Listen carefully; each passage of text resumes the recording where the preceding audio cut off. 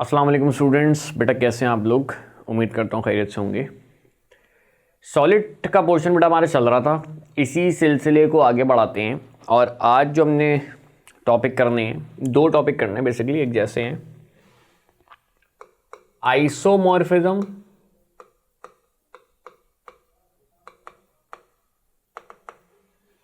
और करना है पॉलीमॉर्फिज्म। तो पहले बात कर लेते हैं आइसो की।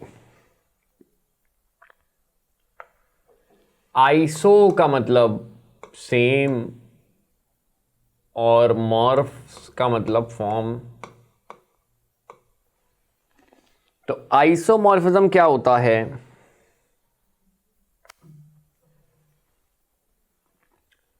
टू डिफरेंट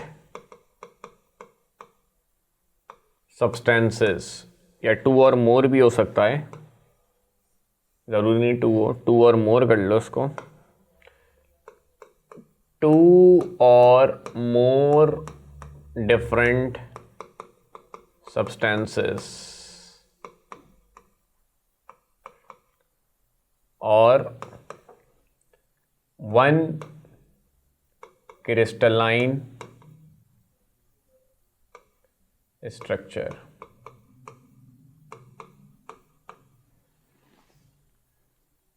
सही है, दो या उससे ज़्यादा अलग अलग आपके पास चीज़ें मगर उनकी ज्योमेट्री एक जैसी है, तो वो आपस में बेटा एक दूसरे के आइसोमॉर्फ्स कहलाते हैं, आइसोमॉर्फस फॉर्म कहलाती हैं एक दूसरे की। और इस फिनोमिना को हम आइसोमॉर्फिज्म कहते हैं। जैसे बेटा पिछले लेक्चर में हम लोगों ने डायमेंशन की बेसिस पे क्रिस्टल की टाइप्स पढ़ी थी, सॉलिड की टाइप्स पढ़ी थी, 7 तरह के थे। अब जैसे आपको याद हो, ऑर्थोरोम्बिक में हमने पढ़ा था ZnSO4 और FeSO4। तो दो अलग अलग चीज़ें, एक का नाम है जिंक सल्फेट, एक का नाम है आयरन सल्फेट, फेरस सल्फेट, मगर दोनों की ज्योमेट्री एक जैसी थी। तो दो अलग अलग चीज़ें, वन क्रिस्टलाइन स्ट्रक्चर। दोनों ऑर्थोरोम्बिक सिस्टम से बिलोंग कर रहे थे, दोनों तीसरे वाले सिस्टम से बिलोंग कर रहे थे, यानी दोनों की कोई भी साइड बराबर नहीं थी मगर एंगल तीनों बराबर थे। तो दो अलग अलग चीज़ें, ज्योमेट्री एक जैसी है, एक ही सिस्टम से बिलोंग कर रहे हैं। एक ही सिस्टम से बिलोंग करने वाली जितनी भी चीज़ें होंगी बेटा, वो एक दूसरे की आइसोमॉर्फस फॉर्म कहलाएंगी। और ये फिनोमेना आपका बेटा कहलाता है आइसोमॉर्फिज्म। तो वैसे तो मैंने इसकी एग्जाम्पल दे ही दी, FeSO4 और ZnSO4। अगर कोई उसके अलावा मैं एग्जाम्पल दूँ, उसमें से कोई नई एग्जाम्पल दूँ, तो NaF और MgO दोनों बेटा कौन से क्रिस्टल बनाते हैं? क्यूबिक क्रिस्टल्स बनाते हैं। तो एक दूसरे के क्या हुए? आइसोमॉर्फस हुए। इस फिनोमिना को आइसोमॉर्फिज्म कहते हैं। ठीक है, तो NaF अलग सब्सटेंस है, MgO अलग सब्सटेंस है, मगर दोनों की ज्योमेट्री एक जैसी है। दोनों एक ही सिस्टम से बिलोंग कर रहे हैं, क्यूबिक सिस्टम से बिलोंग कर रहे हैं, यानी दोनों की साइड सारी सेम है, एंगल सारे सेम है, सब कुछ सेम है। ठीक है, तो ये बेटा क्या कहलाएंगे? एक दूसरे की आइसोमॉर्फस फॉर्म कहलाएंगे और फिनोमेना को हम आइसोमॉर्फिज्म कहते हैं। अब आइसोमॉर्फिज्म के क्या क्या प्रॉपर्टीज होती हैं?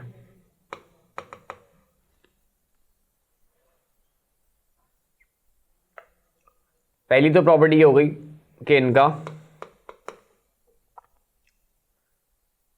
फिजिकल और केमिकल प्रॉपर्टीज डिफरेंट होती हैं।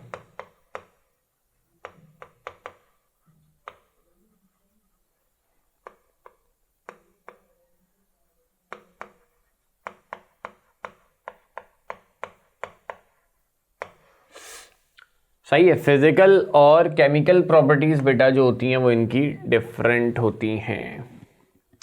अलग अलग चीज़ें तो केमिकल प्रॉपर्टीज तो अलग होंगी। जिन चीज़ों से NaF रिएक्शन करेगा उन चीज़ों से MgO रिएक्शन नहीं करेगा, जिन चीज़ों से MgO रिएक्शन करेगा उन चीज़ों से NF रिएक्शन नहीं करेगा। ठीक है। इसी तरह फिजिकल प्रॉपर्टी भी अलग होंगी। फिजिकल प्रॉपर्टी में भाई कलर आ गया, उसमें फ़र्क आ सकता है, मेल्टिंग पॉइंट बॉइलिंग पॉइंट में फ़र्क आ सकता है, डेंसिटी में फ़र्क हो सकता है, ठीक है, रिफ्रैक्टिव इंडेक्स में फ़र्क हो सकता है, इलेक्ट्रिकल कंडक्टिविटी में फ़र्क हो सकता है। बहुत सारी प्रॉपर्टीज़ होती हैं फिजिकल जिनमें फ़र्क होगा। तो फिजिकल केमिकल दोनों प्रॉपर्टीज़ डिफरेंट होती हैं आइसोमॉर्फिज्म की। फिर सेम क्या होता है? सिर्फ स्ट्रक्चर, सिर्फ ज्योमेट्री सेम है, क्योंकि है ही टोटल 7 तरह की ज्योमेट्री है, 7 तरह के क्रिस्टल है। अब इतने सारे सॉलिड हैं तो बहुत सारे सॉलिड ऐसे होंगे ना जिनकी ज्योमेट्री सेम होगी, तो सिर्फ ज्योमेट्री सेम होती है, इसके अलावा बाकी कुछ भी सेम नहीं होता। फिजिकल प्रॉपर्टी भी अलग है और केमिकल प्रॉपर्टीज भी अलग हैं। अच्छा, और सेम एम्पिरिकल फॉर्मूला होता है। एम्पिरिकल फॉर्मूला बेटा पहले चैप्टर में हमने पढ़ा था। एम्पिरिकल फॉर्मूला क्या बताता है? एम्पिरिकल फॉर्मूला एटम्स का रेशो बताता है, एक्चुअल नंबर नहीं बताता, आपस में उनका रेशो बताता है। तो इनमें एटम्स का जो रेशो होता है बेटा वो सेम होता है। जैसे कुछ पेयर्स और उनके बीच रेशो की बात की जाए तो जैसे आपका एक तो ये ऊपर जो एग्जांपल लिखी हुई है NaF एंड MgO, इनमें अगर आप रेशो देखो बेटा Na के नीचे 1, F के नीचे 1, मतलब सोडियम और फ्लोरीन का रेशो सेम है, 1:1 का रेशो है। तो यहाँ भी आप मैग्नीशियम और ऑक्सीजन का रेशो देखो तो 1:1 का रेशो है। तो रेशो जो है वो इनका 1:1 होता है, सेम रेशो होता है। एक और एग्जांपल मैंने दी थी, FeSO4 और ZnSO4 दोनों ऑर्थोरोम्बिक बना रहे थे। तो इसमें बेटा रेशो देखो 1:4, तो रेशो यहाँ भी क्या है बेटा? सेम है। एम्पिरिकल फॉर्मूला सेम है, एटम्स का रेशो सेम आ रहा है। CaCO3 बेटा और NaNO3, यहाँ भी अगर आप रेशो देखो तो 1:1:3 है। तो एम्पिरिकल फॉर्मूला आपका जितने भी बेटा आइसोमॉर्फस कंपाउंड्स होते हैं उनका एम्पिरिकल फॉर्मूला सेम होता है, इनमें एटम्स का रेशो क्या होता है? सेम होता है। तो अगर आपसे एक MCQ आ रहा है कि इनमें से कौन सा पेयर जो है वो आइसोमॉर्फिक है, तो आप किस पे टिक करोगे? ये तो कुछ एग्जांपल्स तो मैंने बता दी, इसके अलावा कोई एग्जांपल आ रही है तो आप किसी ऐसे ऑप्शन पे बेटा टिक करोगे जिसमें एटम्स का रेशो क्या हो बेटा? सेम हो। ठीक है, दो ऐसे कंपाउंड्स देखना जिसमें एटम्स का रेशो सेम हो तो वो आपस में एक दूसरे के आइसोमॉर्फस होते हैं। तो अक्सर इस तरह का MCQ आ जाता है, आपसे पूछता है बताओ इनमें से कौन सा पेयर है जो आइसोमॉर्फस है, तो जिसमें एटम्स का रेशो क्या हो बेटा? सेम हो। ठीक है, तो ये हो गया बेटा आपका आइसोमॉर्फिज्म।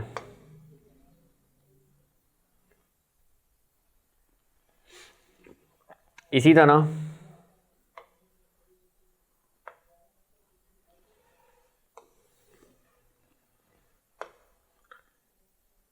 दूसरा जो टॉपिक है इसके जैसा बेटा वो है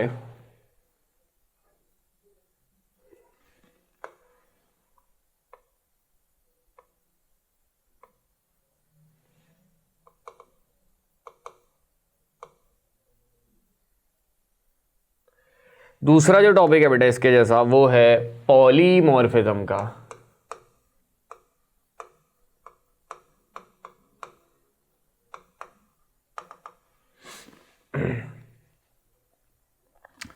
पॉलीमॉर्फिज्म क्या होता है बेटा? आइसोमॉर्फिज्म को उल्टा करो। आइसोमॉर्फिज्म क्या था? दो अलग अलग चीजें थी, दो या उससे ज्यादा भी हो सकती हैं, अलग अलग चीजें थी, ज्योमेट्री एक जैसी थी। ये उसका उल्टा है, एक चीज है ज्योमेट्री अलग अलग है। पॉली का मतलब मैनी और मॉर्फ्स का मतलब वही फॉर्म्स। तो एक ही चीज की अलग अलग फॉर्म्स, एक ही चीज का अलग अलग शक्लों में पाया जाना, इसे कहते हैं हम पॉलीमॉर्फिज्म। सही है, एक चीज है अलग अलग ज्योमेट्री रखती है, तो इसे हम कहते हैं पॉलीमॉर्फिज्म। जैसे अगर मैं मिसाल देने के लिए आपको समझाऊं, कार्बन डायमंड की फॉर्म में भी एग्जिस्ट करता है, ग्रेफाइट की फॉर्म में भी एग्जिस्ट करता है, कोल की फॉर्म में भी एग्जिस्ट करता है। अच्छा, ये मैं समझाने के लिए बता रहा हूँ आपको, ये पॉलीमॉर्फिज्म वैसे नहीं है। अब आप सोच रहोगे क्यों नहीं है, यही तो डेफिनेशन होती है सर, कि एक ही चीज़ अलग अलग शक्लों में पाई जाए, अलग अलग फॉर्म से पाई जाए, तो ये आपका पॉलीमॉर्फिज्म है। ठीक है, मगर ये चीज़ अगर आपको याद हो, आपने पढ़ी होगी तो एलोट्रॉपी के नाम से पढ़ी होगी, यानी डायमंड, ग्रेफाइट, कोल, ये सारी कार्बन की एलोट्रॉपिक फॉर्म्स हैं। तो फिर एलोट्रॉपी और पॉलीमॉर्फिज्म में क्या फ़र्क है? एक छोटा सा बारीक सा फ़र्क होता है। वो फ़र्क ये है कि अगर आपकी एलिमेंट एक से ज़्यादा फॉर्म्स में पाया जा रहा है तो वो आपकी एलोट्रॉपी है। ठीक है, इसी तरह अगर आपका कंपाउंड जो है वो एक से ज़्यादा फॉर्म से पाया जा रहा है तो फिर उसे पॉलीमॉर्फिज्म कहते हैं। सही है, ये फ़र्क होता है। तो मैंने आपको समझाने के लिए जो मिसाल दी थी कार्बन की, तो कार्बन बेटा क्या है? एलिमेंट है। तो कार्बन अगर डायमंड की शक्ल में पाया जा रहा है, ग्रेफाइट की शक्ल में पाया जा रहा है, या कोल, कोक, चारकोल, लैम्प ब्लैक इनकी शक्लों में पाया जा रहा है, तो कार्बन क्योंकि एलिमेंट है तो इसे हम पॉलीमॉर्फिज्म नहीं, इसे हम एलोट्रॉपी कहेंगे। कंपाउंड अगर एक से ज़्यादा शक्ल में पाया जाता है तो फिर इसे हम पॉलीमॉर्फिज्म कहते हैं। जैसे कैल्शियम कार्बोनेट कैल्साइट की फॉर्म में भी पाया जाता है, एरागोनाइट की फॉर्म में भी पाया जाता है, तो ये आपका बेटा क्या है? पॉलीमॉर्फिज्म है। तो अक्सर एमसीक्यू आ जाता है, एक सब्सटेंस एक से ज़्यादा फॉर्म से पाया जा रहा है, इसे क्या कहते हैं? तो सब्सटेंस चेक कर लेना क्या दिया हुआ है आपको, एलिमेंट दिया हुआ है, कंपाउंड दिया हुआ है। एलिमेंट दिया है तो क्या कहते हैं? एलोट्रॉपी। कंपाउंड दिया है तो बेटा पॉलीमॉर्फिज्म। ठीक है, तो वन सब्सटेंस, और सब्सटेंस में मेंशन भी कर रहा हूं लाजमी कंपाउंड, कंपाउंड होना चाहिए, और टू और मोर crystalline form.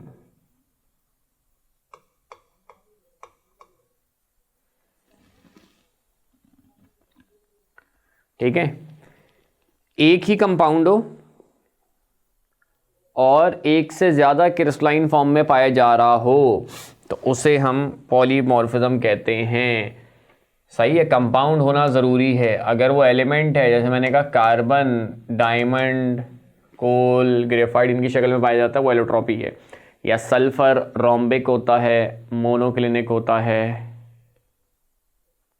Phosphorus white phosphorus होता है, रेड फॉस्फोरस होता है, तो ये सारी एलोट्रॉपिक फॉर्म्स है। अगर कंपाउंड आपका एक से ज़्यादा शक्लों में पाया जाता है तो फिर वो आपका पॉलीमॉर्फिज्म। जैसे कैल्शियम कार्बोनेट अलग अलग तरह से पाया जाता है, SiO2 आपका अलग अलग तरह से पाया जाता है, तो इसे हम पॉलीमॉर्फिज्म कहते हैं। तो एग्जाम्पल में हम ले लेते हैं CaCO3 को, जो कि दो शक्लों में पाया जाता है।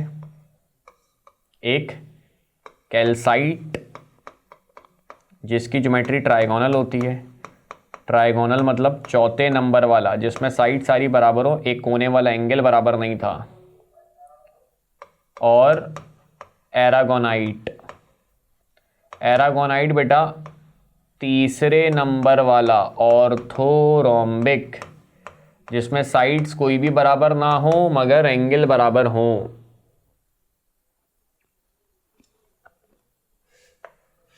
प्रॉपर्टीज,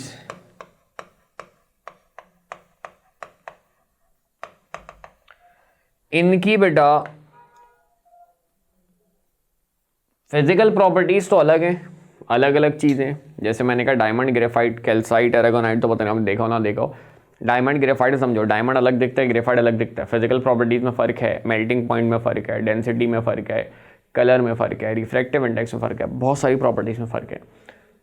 तो अलग अलग दिख रहे हैं, अलग अलग शक्लों में पाए जा रहे हैं, फिजिकल प्रॉपर्टीज़ में लाजमी फ़र्क होगा, मगर क्योंकि होते एक ही हैं, केमिकल प्रॉपर्टीज सेम होती है। जैसे हम कहें कैल्शियम कार्बोनेट को हीट करते हैं तो CO2 बनता है, तो क्या हम वहाँ पे देखते हैं कि कौन सा CaCO3 था, कैल्साइट था या अरागोनाइट था, कोई भी हो CO2 बनाएगा।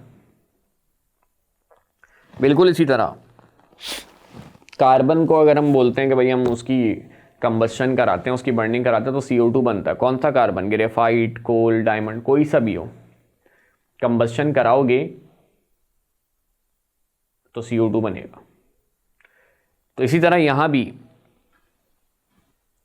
चीज एक ही है, तो केमिकल प्रॉपर्टीज तो सेम होंगी मगर फिजिकल इनकी डिफरेंट होंगी।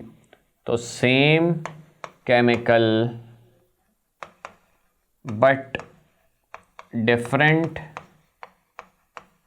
Physical properties. सही है, केमिकल प्रॉपर्टीज इनकी सेम होती हैं मगर फिजिकल प्रॉपर्टीज जो है बेटा वो इनकी अलग होती हैं। ठीक है, तो ये हमने आइसोमॉर्फिज्म और पॉलीमॉर्फिज्म का टॉपिक जो है वो बेटा इस वीडियो में डिस्कस किया। तो फिलहाल इस लेक्चर को, इस वीडियो को यहीं पे एंड करते हैं। अगले लेक्चर में आपसे मुलाकात होगी। अपना ख्याल रखना। अल्लाह हाफिज़।